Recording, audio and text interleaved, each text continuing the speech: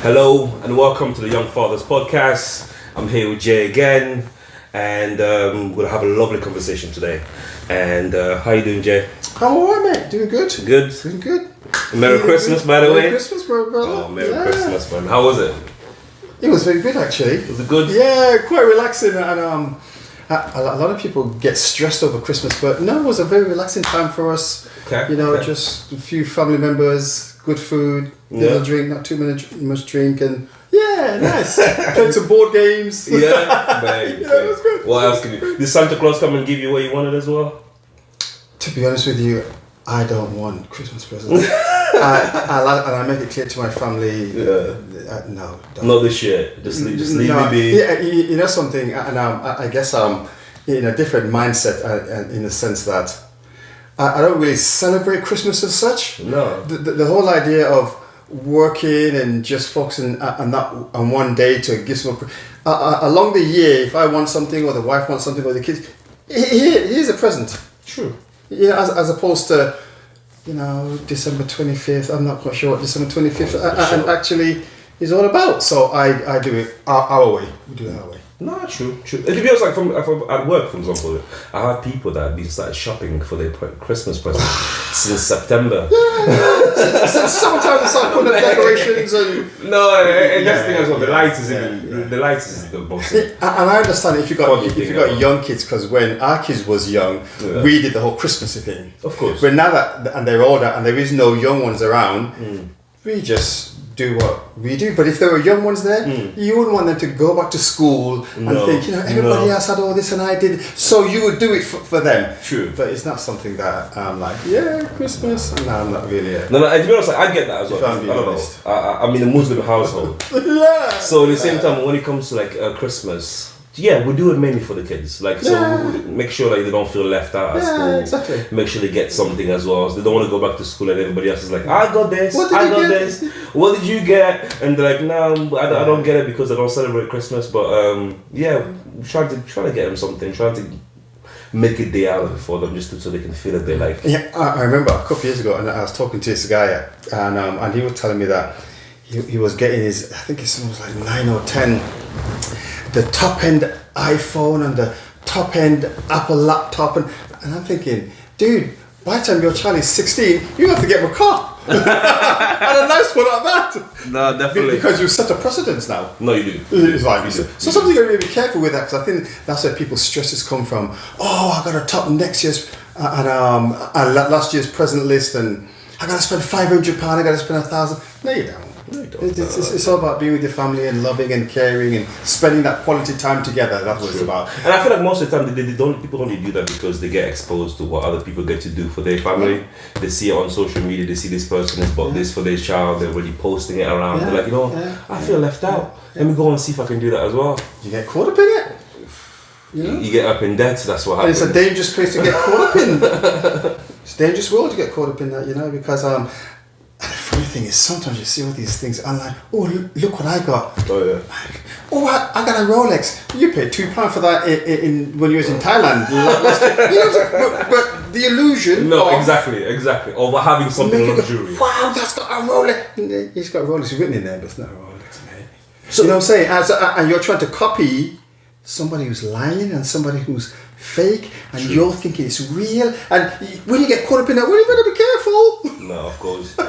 No, and it's so true as well. Like you see, so I think it's to do with a status thing. I think very much so. So it's like you want to look good in front of other people. You're not really doing it for yourself. You're not really doing it for the people that are around you. Because at the end of the day, I feel like your family rather have you 100% than any toys or 100%. any gift you can 100%. give them at the end of the day. Yeah, you know something, and I was watching an old video, and of the kids of Christmas, maybe like 15, 20 years ago when they were really small. Yeah. And at that age, you give them a lot of presents. A dollar, this, or that, or that. So they get 5, 6, 7, maybe 8 little presents or whatever. And when I was watching that video, and the baby girl was opening the presents, wow, that's lovely, and putting it there in preparation for the next present. So that present there, I got about 10 seconds worth of window time. Just looking at it a bit. Oh, next! Next. And when you have all these 10 here, out of them 10, they're going to pick one to enjoy. So what was the point of buying the rest of the other 9 then? Exactly. It's better to get to know your child, to see what they really want. And even if it's a little bit pricier, get them something significant that they really want, and then maybe 1 or 2 other little bits. But sometimes parents just get. And if they're all wonderful, the child's torn between, I love them all, but they're going to spend time with one or the other. Naturally. And they're going to pick one, whatever their favourite is. And like I said, and sometimes parents look back and think, I spent £200 on that. It's been ignored. Exactly. I spent 50 quid and it's been ignored. Exactly. Yeah, because you spent too much. Or they break it after like 5 minutes. Find something that, when I was a youngster, you know, I really wanted, and I remember dreaming of this and gotten it. Oh yeah. A cowboy outfit. Okay. I got my western and hat on. Okay. I used to at that time in the 80s watch a lot of cowboy movies. Okay. Because it was just always on TV. That was a popular thing. It was a popular thing on TV. No, true. Late 70s and in the 80s.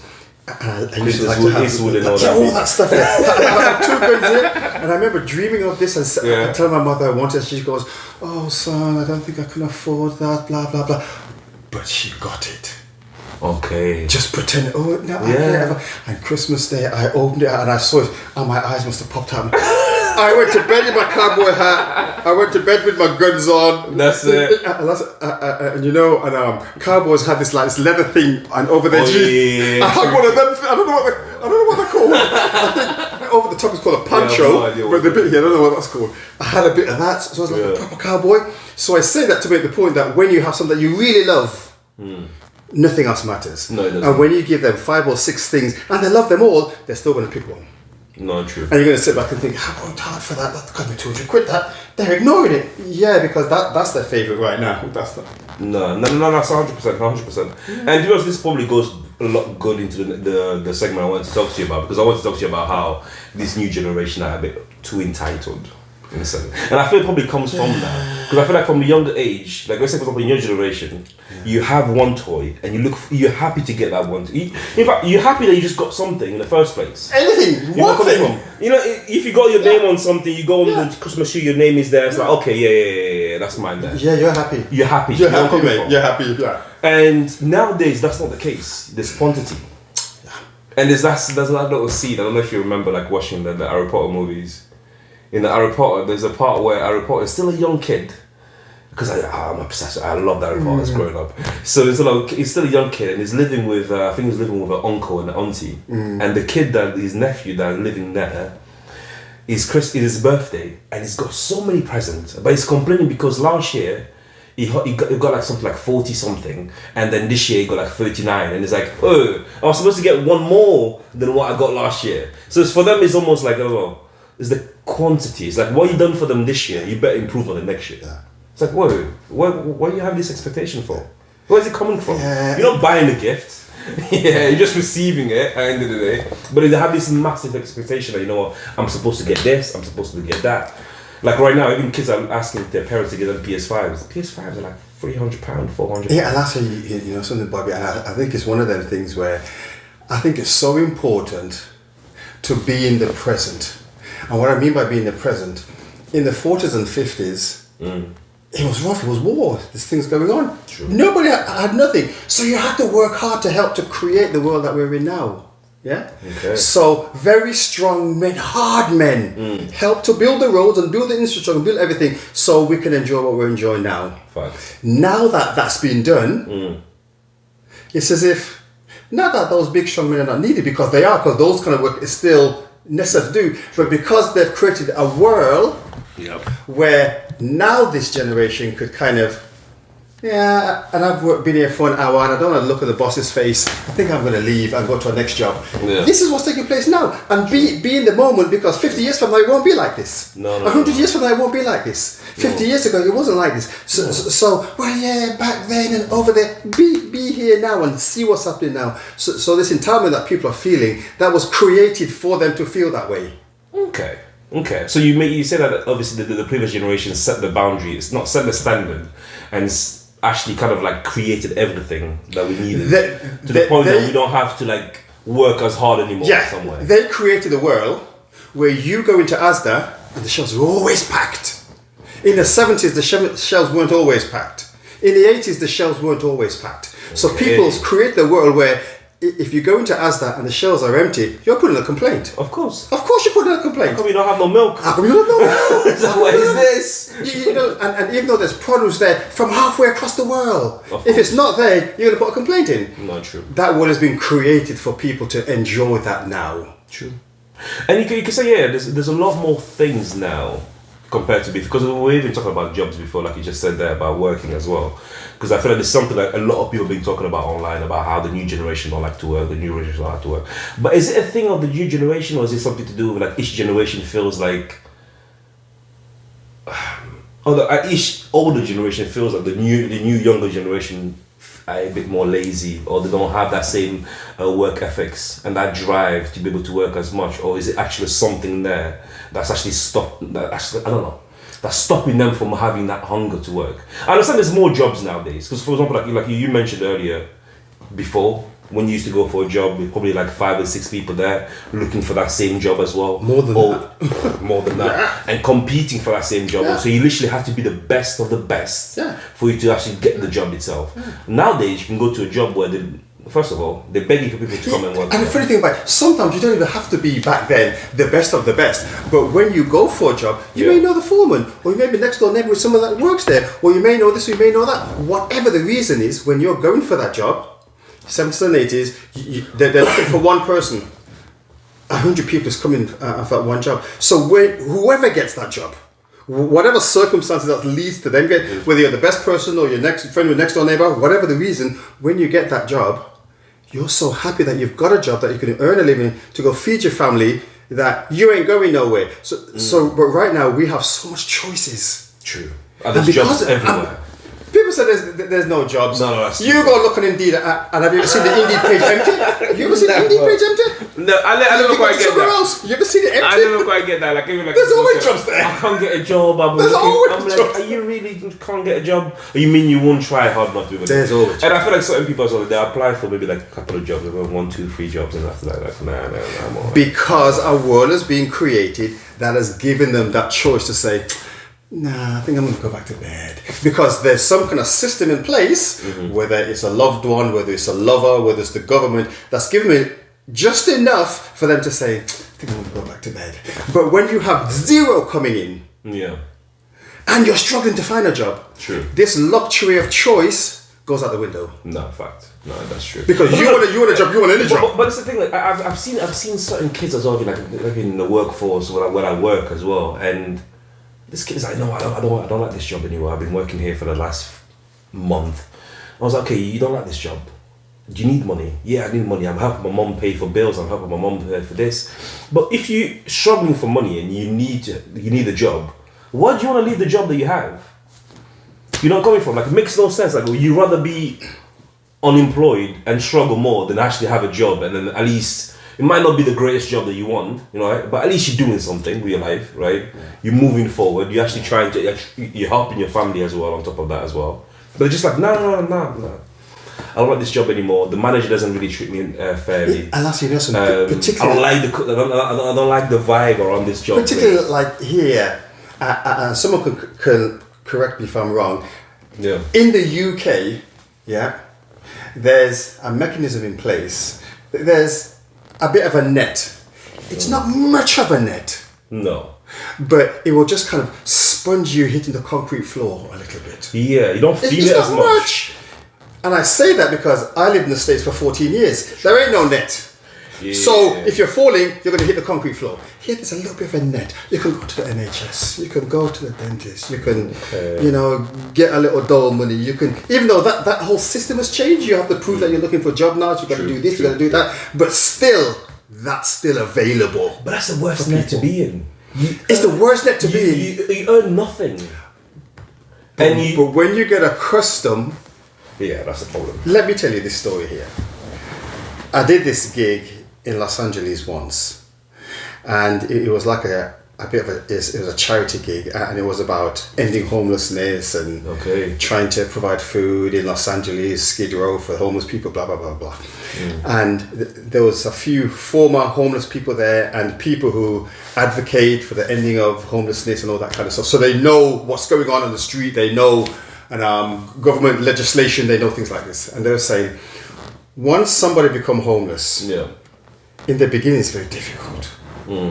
And after a while, they kind of find their feet where they kind of know I can go and sleep over there, feel somewhat safe. Okay. And I can go beyond this McDonald's at 2 o'clock in the morning and maybe find a burger. Yeah. And they start to figure that out. And once they start to figure that out and get used to that, the guy goes, it's almost impossible to get them out of that. Wow.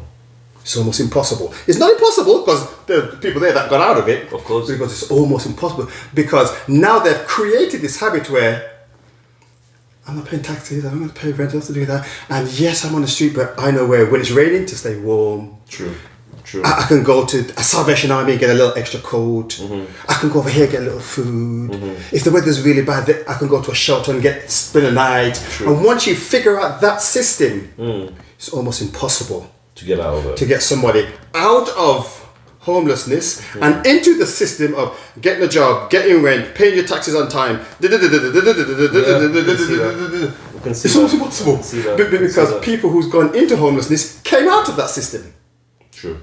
And now they've seen what that system is, and sometimes it's that same system that made them homeless. No. And then they see how homelessness is. Yes, it's tough. But this system is tough too. No, 100%. And they get into that groove of figuring out what's what. It's hard to get them out, mate. It's hard to get them out. So you said you kind of chuck a few crumbs out there, and a few people will bite, but most they're just a bit too comfortable. So you feel like, for example, okay, obviously, like in terms of the generation, you have the latest generations, the generation Beta. After that, you have the generations, the Gen Z, the Generation Z. I'm a millennial, and you have part of the Generation X. Yes. So in the same time, like for example, like is it a sense of the fact that because everything else is there in front of them, that they don't really need to try more or thrive more to try to see if they can at least. I don't know how to explain. As human beings, if you have to, you have no choice, but you have to go out there and work for your food. Like the cavemen had to go and find an animal to kill to get food, or they'd starve to death. You will do what you have to do. But when you're living in a time where, there's ways of kind of... No, true. You can get a job today, you can lose a job today and get another job tomorrow. You can have a job, become a squatter, find out where they give away free food at certain times, and live just happily just like that. That's crazy. I've seen many documentaries like that. No, I think you're not wrong because there's certain people, for example, we live in the UK. Yeah, that's what I'm saying. The UK has that bit of neck there. There's a benefit system here that I feel like that does exactly what you said. It kind of like traps people into a loop, right? So they may give you a home, they may give you a better benefit as well. And obviously when it comes to the health service and all these other things, you don't have to worry about that as much. So therefore you feel like, I can actually live in this. And you have like generation of people that are growing up just like that. Yeah. Their parents were on benefits, so they're on benefit as well. Yeah. And it just carries on like that constantly. It's like, I don't quite get it. Yeah, something, and that's hard. That's harsh. But I think I would prefer to live in a society that when your citizens are struggling a little bit, that there's something available for your citizens. Yeah, but I'm not saying that there should be so much where you don't want to work, and most people do want to work, and most people do work. So it's just a small percentage of people who fall into that loop of not wanting to work, dole money, blah blah blah. Because those who are doing that, they're doing something else because you can't survive off dole money. No. They're doing other things too. But most people are working people. They get up in the morning, they go to work, they earn their money, and they go. True. I like to say, I prefer to live in a society where there's a little something available for your people than nothing at all. I get that, but I feel like the issue with that is like people will end up being reliant on the government to bail them out when it needs to be. Like look at what happened during the pandemic though. The pandemic happened, the government felt like they needed to start paying for people's wages. So the government was literally paying for all these people to go and stay at home just to make sure that the economy keeps going and doesn't crash down as well. But at the same time, it's like you're creating entitlement within these people as well. But listen to what you just said there, yeah? The government just pay people to stay home to do what? To keep the economy going. And who does the economy benefit most? Oh, the wealthy, obviously. So we're looking at it thinking, well, the government's giving us free money. Oh, we're at home chilling. Government is printing this thing called paper. Yeah. Who's not backed by nothing? No. And they're giving us this paper, and we're thinking, wow, the government is looking out for us. True. But they're looking out for the economy keep going. Because when the economy stops, those billionaires lose billions. No, that's true. The economy goes, so we've got to spend 100 million, 1 billion to pay people's wages. So people think, we're doing a good thing. Wink, wink, nudge, nudge. We're doing you a favour, mate. But the reality is, they ain't doing us no favour. No, true. Because if there was such a way of keeping the economy going, keeping the wealth getting wealthier, and not paying us to stay home, they wouldn't be paying us to stay home. Yeah, true. No. They wouldn't be paying us to stay home. No. They never give you any money for free. They never give nothing for free. But they create the illusion that, man, I'm doing a little bit of a... True. So come Monday morning, get up bright and early and run to work. Don't walk, run to work. No, true. I'm doing you a favour. True. But they're doing me a favour. But this is what I feel like also the new generations are complaining about. They're like, the wage that the people are doing for 9 to 5, the wage that people are doing for these jobs that are there. Maybe because of the expectation that they have. First of all, they feel like the wage that people are getting is too low, which I agree. The wage, especially in the UK, hasn't, like, I saw a stat that was saying that the wage has been remaining the same since like 2007. 2007. So it has not increased at all whatsoever. So at the same time, like companies haven't had the incentive to actually trying to pay people more money. Coming from. Because of that same thing, like we said earlier, like there's certain things that we don't have to pay as much here compared to other countries. So in the same time, like companies are like, you know what? Yeah, so I don't have to increase your wage by 5%. I'll increase it by 0.1, or I'll increase it by 1% or something like that. You know where I'm coming from? Yeah, Bobby, it's just amazing how, and when you kind of flip the switch a little bit, why are they able to pay such low wages? Look at how many people that's coming in. I've heard the argument. People say that more immigration you get, the more the wage stay the same, because these immigrants. When the Polish were coming in, when the Romanians were coming in, a lot of these guys they're not really demanding a high wage. When you look at the wage that they're used to, fact, yeah. And when you look at the wage that we're used to, true, there's a big difference. So they're not going to bring these wages here. They're going to kind of trying to like even them out a little bit. Nah, true. That's what's happening. True. Because I have many Romanian friends, and the Romanians and the Polish ones that are the smart ones, you know what they've been doing? What? Coming here, working all the overtime they can, and building their house in Romania and Poland and Bulgaria and Hungary and all these kind of places here.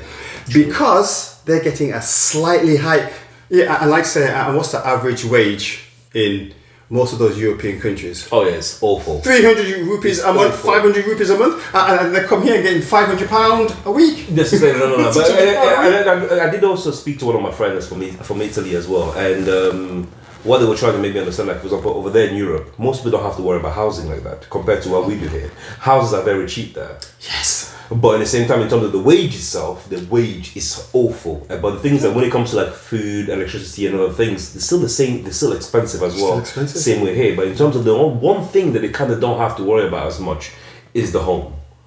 They don't have to worry about paying so much money for a house. And when it comes to like, for example, like when I was saying to you about salary, for example, my little brother will probably feel like, you know what, I need to earn like 40 grand, 50 grand. I'm like, you're just new to the workforce, bro. What makes you think? You come in, you're new to the workforce, you get a job tomorrow, and you feel you're going to earn 40 grand, 50 grand. Like, that will never happen.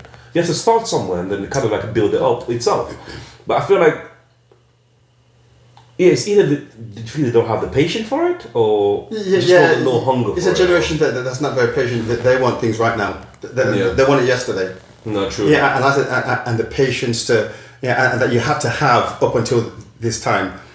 It's not quite there. 21 years old, I'm ready for CEO status. Because they're seeing it online, and they're seeing 21-year-old CEOs. Bugatti outside. They're seeing 19-year-old CEOs. So they're seeing all these things. Not true. That's true. And they're thinking, well, what's the big deal? He's doing it at 19 years old. I can do it at 21. No, of course. And you're hearing a lot of this, and because this generation is computer generation, and a Wi-Fi generation, a TikTok generation. True. They're exposed to so much. True. it creates a bit of confusion. No, definitely. Is it a bit of that, a bit of that. It's too much. Too much choices. Oh yeah, and I can be an influencer, and I can do a bit of this, and I can have my own design. And yes, you can. And you can. And some will. Yeah. Most won't. No. It's not for everyone. This is the key. I'm not saying don't try. Do your thing. Try your try. Do your hustle. Work your work. But understand, it's like being a professional footballer. True. Very few. There's a lot of guys out there playing. No, true. As a whole, very few. No, 100%. 100%. No, but, I can see that. go ahead and try. No, I can see that as well. But the mentality with a lot of and these younger ones is that and only that will do. CEO or nothing else. At the will moment, do. honestly, the I won't say younger generation, but the new generation, all they do for them. For example, I feel like when I was younger, if I could become a doctor, that would have been like the ideal job. Yeah. Nowadays, if you can become an influencer, that's the ideal job. Yeah. If you can become a gamer and just play video games and get paid for it, that's the ideal because you can't compare those salaries, those who are doing really well, to a doctor's salary. You just can't compare. No. There is no comparison. It's ridiculous. It's ridiculous. Like, I don't know. 20 years I've worked to be a doctor, and you're a gamer, and you're a top gamer, and you're a top doctor. You can't compare their salaries. It's ridiculous. You can't compare them. And I say, so because the generation are exposed to this, and they know all of this, they're aware of all of this. And I think you mentioned the last time, I feel like you said something like the younger generation are not willing to take I won't say take the piss, but are not willing to take the shit that we had to go through as the older generation. They're very quick to say, you know what, I don't like that. I'm not doing that. If it's not exactly what I want it to be, then nah. Where before you just get on with it, mate. Like, okay, fine. I just have to do this. It's my job. Yeah, but now, which is why they say, and I don't mean this in a negative way, and they say this generation is weaker. And weaker in the sense that they don't have to gain that grit, and no, they just kind of, if they want it out, if they can, just maybe not, maybe go through the flow, I guess. But those times will come again. No, 100%. This, fluffy, comfy, extra comfortable. Things will happen, and things are happening on a global level, global politics. Eyes are opening to what's going on in the world, what's really going on in the world. Of course. You saw all this shooting in New York of this CEO. People are looking what's going on. Yeah. And like say, they're denying people medicine because all about profits. So people are saying, I used to believe in this doctor, I used to believe in this system, but now they're starting to see something else. So I say all that to make the point that things are changing. So you say that they're losing faith in a system that we kind of like. Yeah, 100%. 100%. This whole dream, like, okay, if you work hard, if you do X, Y, and Z, if you put your head down, everything kind of like will work out. You get the wage that you get, you can save. Because even like saving up right now, like it's impossible for anybody to save any money right now. And even if you're earning good wages, and I've known people that earn really good wages, and they're telling me that, mate, like, I can't, like, the house is like 1,000. The whole system, you've got a good job, you're saving money, your bank account is building, you got 25 grand in the bank, you got 100 grand in the bank. True. You go to the bank and say, I want to withdraw 10,000 please. It's not so easy, you better explain why. It's my money, what are you doing? Explain, it's my money. No, Bobby. So that's what I'm saying about the system. It's the whole system. True. People start to say, you know something, my money's going into that bank, and that bank is getting rich, and I'm getting poor, and guess what? Once it goes in that bank, it's not really my money anymore. Not true. What's going on here? I got 100 grand and in the bank, and I'm going to take out 50 to maybe give this brother 10,000, maybe give that brother 10,000, and I have to explain to a stranger what I want to do with the money that I've earned. So people look at the system and say, there's something wrong here. Not true. And it's all the system. It's not just this system and that medical system. All the systems. Because they're all intertwined, and as you follow this intertwining, you come to the top with the 1%ers, the billionaires, and that's using us as puppets to fight. So they get richer and richer and richer and richer and richer and richer, and we get poorer. And as we're getting poorer, we're fighting each other. Not true. Fighting for the crumbs. Fighting for the crumbs. On the floor, you become our problem, and over this crumb when you're not the problem. No. You're not the problem. My next door neighbor, brown, black, white, whatever, they're not the problem. No. It's the people that's created the system and maintaining the system. That's the problem. And to be honest, there's like I didn't want to go there, but at the same time, like we're problem with immigration as well. Because I've heard the argument what you said earlier. In the sense like immigration keeps the wages down. Keep the wages stagnated instead of allowing them to grow year on year. But at the same time, like those companies shouldn't have to use the immigrants as an excuse for not to be able to raise the wages of people that've been working for them for the last 20 years, 10 years, 30 years. They're using the immigrants, as you say, as an excuse because how the system is how they want the system. They want to say, well, yeah, the immigrants are coming in with lower wage, blah, blah. And there's a certain truth that, like I said, British are used to this wage. Other Europeans are used to this wage. Maybe not the Germans and French, but most of the others, Bulgaria, Hungary, Moldova, them places, their wages are quite low. So if we can bring this down, and this is executives, this is government, these are the people that's making this happen. Of course. If we can bring this down, a lot of Europeans are going to come in, from all over the world. As they come in, then bring the wages down, kind of bring theirs up, bring this down. But we have to blame somebody for it. No, of course. Because if the wages are going down, it's going to be uproar. When there's uproar, we have to have an excuse. No, of course. And the excuse is the immigrants. Let's blame the immigrants. No. These immigrants are coming to try and better their lives. True. And as they come and to better their lives, there's certain jobs that needs doing. Of course. People say, oh, I don't want a job. No, but every single warehouse, there's thousands of warehouses in this country, they're all hiring. Exactly. And that's what I find weird. I feel like you can have a kid from Bangladesh, a kid from Africa, from Congo, from Zimbabwe, or from Somalia, or from Egypt, from Asia. He will come here, he will look at the job market and he'll be like, you know what, I love this. I'm going to go and work there straight away. And he will work and he will enjoy it, and in the next few years, that kid will be somewhere in that company. You know where I'm coming from? Well, you have kids here that are born here, that have all the privilege in the world to be able to do anything they want to do, bro. But at the same time, they don't want to get a job. Or they get a job after a week, they change it. After they end up getting like 3, 4, 5 jobs. And for me, I used to remember, like, especially when I was, when I started getting into, when I finished uni and I started like looking for jobs properly, I was working before uni. But most of those jobs were like 6 months, 4 months. And at that time, it was becoming a bit of a problem because certain companies were like, we might not want to hire you because you haven't really stayed that long in the job. You have to stay a bit longer in the job so we can see that, you know what, you've developed some skills. You know how to do certain things. Therefore, you can come here and you can learn something new as well. But if you've never kept a job for more than a month, how are they supposed to trust you to be able to do anything? And on top of that, you might not even stay where you're going anyway. You're going to be here for like a few months and you're going to leave again anyway. Yeah, and like I say, you know, it's all about choices, Bobby, and like I'm saying, and I think they have so much to pick from. Are you saying more choices is bad? I think choices is great.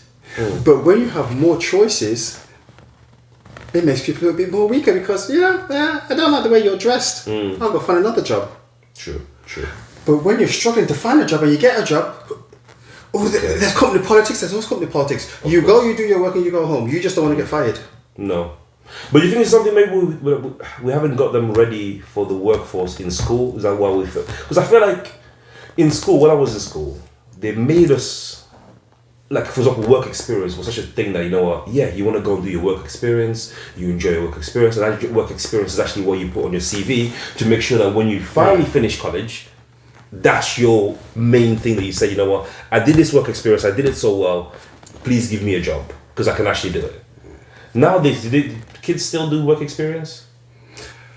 Well, some of them do, in a sense that, and where I work... They do work, apprenticeships now. I was just about to say, where I work, they have apprenticeships, and a part of apprenticeships is college and work experience, college and work experience. True.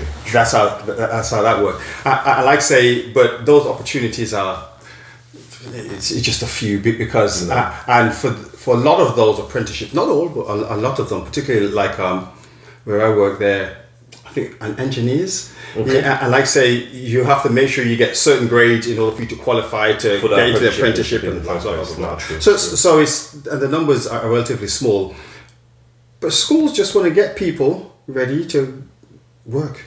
Of course. And they don't worry so much, I think. I don't know if there's any truth to this, but I don't think. They don't worry too much about high jobs, government jobs, because there'll always be a certain class. Are they focused more on jobs instead of careers?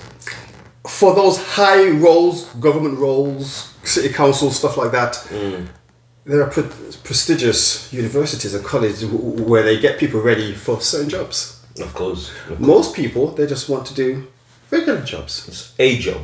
Any job. True. Any job. So the whole idea of most parents used to think, I don't know if they still think that way now, send their kids to school to get their kids ready for the world. Yeah. That's not a school job. No. You would think that would be a school job. True. But that's not a school job. When I was going to school, and late 70s, early 80s, I don't know what this class was called, for this particular class, they would take us out of the classroom, we would put on our boots and put on our coats and stuff, and we'd go for a walk in the community. True. And they'll teach you how to cross the roads. Cross the roads. Teach you guys how to cross the road. Teach you how to cross. Like 7, 8, 9, 10-year-olds. That's what in preparation for. They will teach you how to cross the roads. You stop. You look. You listen. You da. So check left and right, guys. All of this stuff. And then we had another class where on this particular day we'd all bring our bicycles, like 9, 10-year-olds. Okay. And they would teach you to ride bicycles and how to maneuver. So that generation was getting people of my age and older prepared for the world. Okay. They no longer want them like that no more. Oh. They no longer want them like that no more. No. Just go and give them the basic education. The super smart ones, we'll pluck them out of the system and tuck them off somewhere. But the rest, so when they finish, they can go get a job.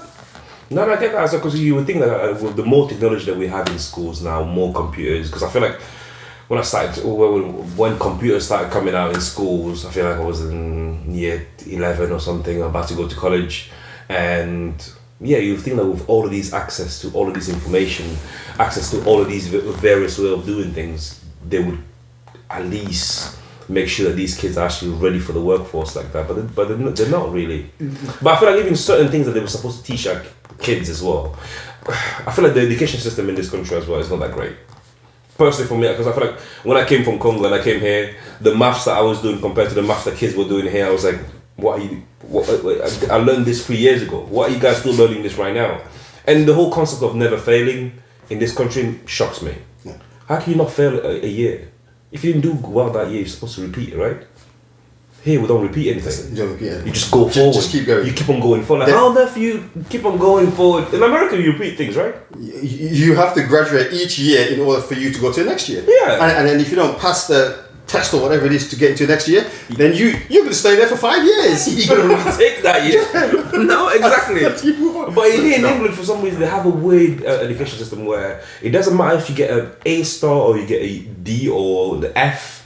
You will still move forward to the next year. And I was like, mate, this makes no sense. It's almost like you're kind of rewarding people for failure here at the same time. And I say, they don't care what your grade is. True. And this is one of the birthplaces of the Industrial Revolution. They don't care what your grade is. True. If you are super smart, they will recognize that. And you will get a scholarship. And you will go to Eton or whatever fancy university that you need to go to. You will do that. Those are far and few between. Mm-hmm. Most, just keep moving forward. You're 16, that factory's looking for workers. You go down there, look for Mr. Jones. Go get a job. Not true. But you know how you said that the education system is bad here? It may be bad going through high school, but once you start to go into college and universities and stuff, and my wife has a friend still. She's a nurse, top nurse, and she and her best friend, who's also a nurse, her best friend moved to America, doing nursing in America. And when her friend got there, she says she couldn't believe how the British education was and how the American education was. Really? Okay. This hasn't been my experience because and I'm not an intellectual, but from an intellectual perspective, they said the education here in Britain at the good universities. Yes. And the education in America? I feel like it also depends on the course you're doing. Because I feel like in certain courses, Yes, for example, for doctrine, for like health courses, for example, you have to. That doesn't matter which country you do it in. You have to do it in England, in English. Yeah. You have to do it in English because there's certain words that you would only understand it through English because they were created just for that language. For example, there's certain things within the medical field that you can only understand it in Latin. Or you can only understand it in Greek, because the words were done for that time. It doesn't translate well or something. Yeah, it's almost like so. Yeah, I can definitely see that. I can definitely see that as well. To be honest, for definitely for certain courses, I would say that yes, England probably has a bit of an advantage over America. But I feel like for engineering courses, I feel like America probably have an edge on us.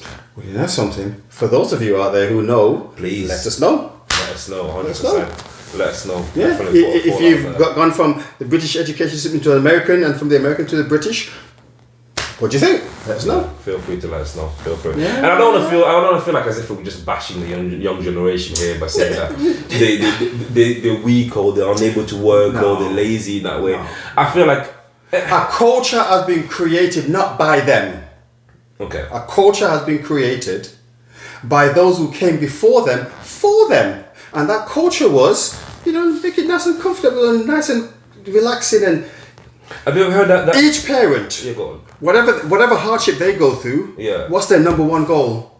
I don't want my child to go through the hardship. No, definitely. I want my child to have it easier. Of course. And then that child, who's had it easier than the father, goes on, I want my child easier. So at some point, you arrive here, where it's easier. Because everybody wants it easier for the next generation. No, it's easier. And you're right as well, because for me, for example, my dad in Africa is different. So in Africa, like, your parent, as a parent, you want your children to do better than you. Better than you. You don't want to make it easy for them. Yeah. You want them to do better than you. But and their children, you want them to do better than them. But at the same time, you never wanted to make things easy for them, which is a bit of You know something. Yes, inheritance, having the house, selling it, all of this is to make it easier for the next generation. Not this. Every generation has thought this. No, true. But buy the house, you're paying the mortgage, you're paying all that. You live in the house, so you're getting the benefits of living in the house. But when you pass the house on to children, they will get the financial benefits of that. True. Or they might want to move in, or else they can sell it and they'll get the financial benefits of that. No, true. So that's easier for them. True. Have you ever heard that saying? Easier. It's not a bad thing. No. What it is. No, I get that. But then there's a saying that I heard. I feel like how it goes again. It goes. I think easy time make weak men. Yeah. And harder times make strong men. Yeah. Because obviously, like, I don't know, through that weakness, for some reason, through that easy time, you don't feel the need to be able to grind hard or to work as hard. And when you're going through hardship, that's what actually makes you who you really are. Yeah. You know where I'm coming from. If you have the options of being an influencer and making millions, I don't want to make it sound like being an influencer and making millions is a bad thing. Not a bad thing or anything, but an easy thing. No. You've got to film, you've got to edit, you've got to camera this, you've got to this, you've got to... It involves a lot. A lot of work. Yeah? It involves a lot of work to put that kind of material out consistently. Yeah. But in people's eyes, that looks easier. Yeah. It's not easier. No. It's not easier. I'm learning that as well. It's very technical. Right? No, definitely. But people have the... But it's easier. But each generation, as I said before, each generation wants the next generation to do better than the generation before. Of course. And as you do that over a period of time, since the time of the war in the 30s and 40s, they've always looked to make everything better. 50s, let's make it better in the 60s. 60s, make it better in the 70s, blah, blah, blah, blah. And we're at a time now where I'm not saying it's easy, because there's people out there that's struggling, there's people out there that's looking for work, there's people out there that's doing what. But I'm saying in the 70s and 80s, and I'm not comparing 70s and 80s here, I'm just saying in that time, you had to dig in. Any job available, you had to take it. No, of course. Now you don't have to take any job available. No. Certain things that we would tolerate, this generation won't tolerate it. No, they won't. And that's great that they don't have to tolerate it. But everything comes at a certain cost. Of course. And the cost right now is things are a lot easier. And as it becomes easier for people, true, we become weaker. No, I get that. We become weaker. That's just how it is. And like I said, we're strong of mind, strong of body. Our alertness is a lot sharper when we're on the edge. When you have to survive. Of course. But when you don't have to survive and you're on the fringe, that alertness, that awareness, that no. It goes away. There's no drive. There's no drive for you to actually try to do anything better with it. No, I get that. You can do your little thing and just kind of get by and, and I'll do a bit of Ubering, I'll do a bit of this, I'll do a bit of that, And by the way, that's becoming a new thing, by the way. More people, what they find, they say that do a 9 to 5 is actually, it's better to actually do a few part-time jobs than do a one full-time job. So they'd rather go and get, for example, they'll be contractors. So they'll go and do Uber Eats. They'll go and do Amazon Drive. They'll go and do website design for somebody. They'll go and do editing. They'll go and do anything that doesn't keep them working for a long period of time. Yeah. And I was like, okay, but you kind of have to, that's the whole point of working. Working's supposed to be tough. Working is supposed to be easy. Working's supposed to be working. You know where I'm coming from, but I feel like it's almost like they're expecting work to turn into like a play in some way. They want it to be fun? Yeah, they want it to be fun. I'm like, yeah. I ain't got no problem with work being fun, but I'm just saying. You can make work fun, but work is never fun. Like, you have to work. But all them things you just said, people can do their Uber Eats and their Amazon this and their that. Because that choice is available. Facts. Because that choice is available, as a society, we all think a bit different. And some people are more than happy in getting a 9 to 5, Monday to Friday.